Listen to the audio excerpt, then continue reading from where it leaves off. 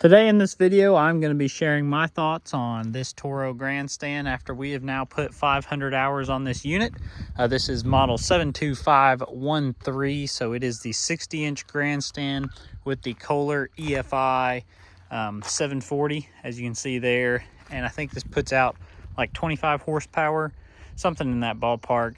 And like I said, we have now put just over 500 hours on this unit. As you can see, 502.6.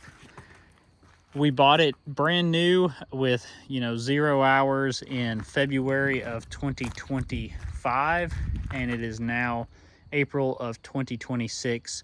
So it took us just over a year to put 500 on it. It probably last year didn't start, we didn't put any hours on it until April. So realistically, about a year, put about 500 hours on this unit. So what are my thoughts on it? One, I like the GrandStand platform. We already have 72509 model number over here. This was our first GrandStand. It is the Kawasaki 23.5 horsepower FX730V, and we love this unit, and I loved it so much we decided to stick with the GrandStand platform. And we got this unit as well as a multi-force for the attachment capability. Back in February, got the fleet on that. And to be honest with you, I think we ended up liking this a little bit better than what we do that one. And there's a few reasons why. So we'll just kind of walk through those. Number one, for me, is in cold weather, this thing fires right up. The Kawasaki, you've got to choke it. It's a carbureted engine versus this one being fuel injected. It just seems a little bit harder to wake up in cooler, cold weather than the Kohler EFI is.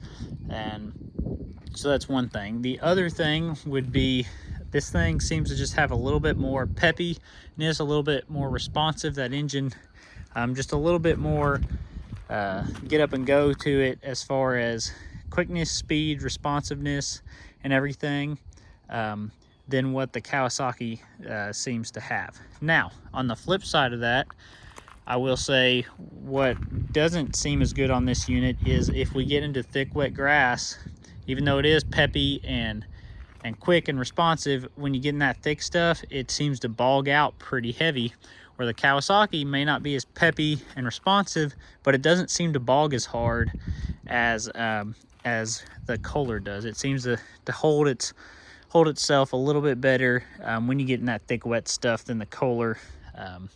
But if you're just doing normal mowings, I feel like I could outrun that machine with this machine.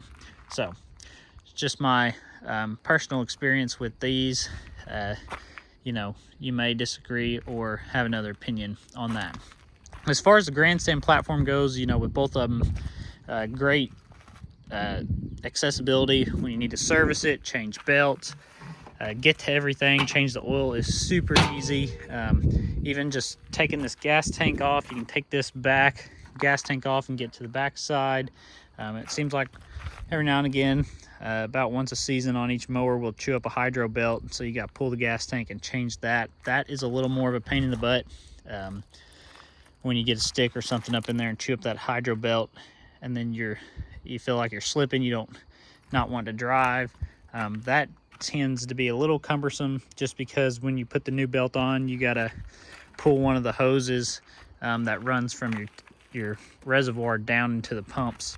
That makes a little mess, takes a little bit of time, but it's still a lot easier than I'd say a stand-on unit or a sit-down unit is for what we've experienced.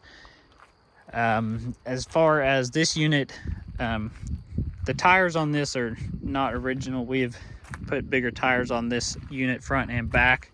The wide tire kit on this, because we do run the Mega Attachments mulch bucket as well as leaf plow, and we felt like that when we run the mulch bucket, we needed a little more weight dispersion on the ground to keep from rutting up, and then run the leaf plow a little wider tires, gives us a little more traction when we're pushing leaves, keep us from losing traction so much.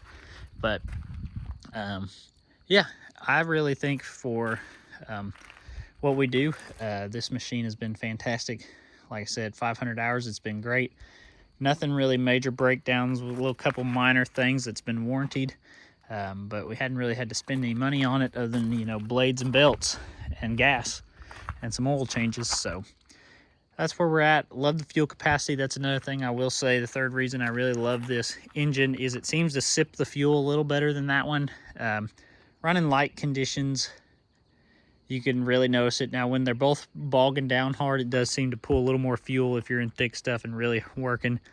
But running normal conditions, we were running these the other day, put a few hours on them and only pulled down just a little bit during the day after doing a couple larger yards, where that one pulled down probably, you know, I'd say an extra gallon or two. So at what gas prices are, about $4 a gallon right now, that's, you know, adds up kind of quick. So we did like this so much, we have for this season added another one to our fleet, sticking with the Kohler.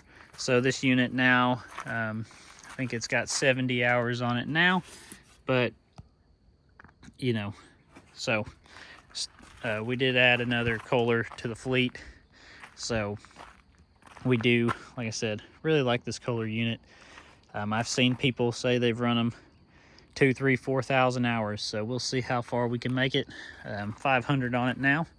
We're shooting for at least 2,000 on that original engine.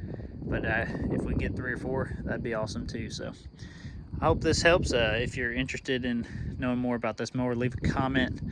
If you have any questions, I could let you know anything that I didn't mention in the video. But thanks for watching.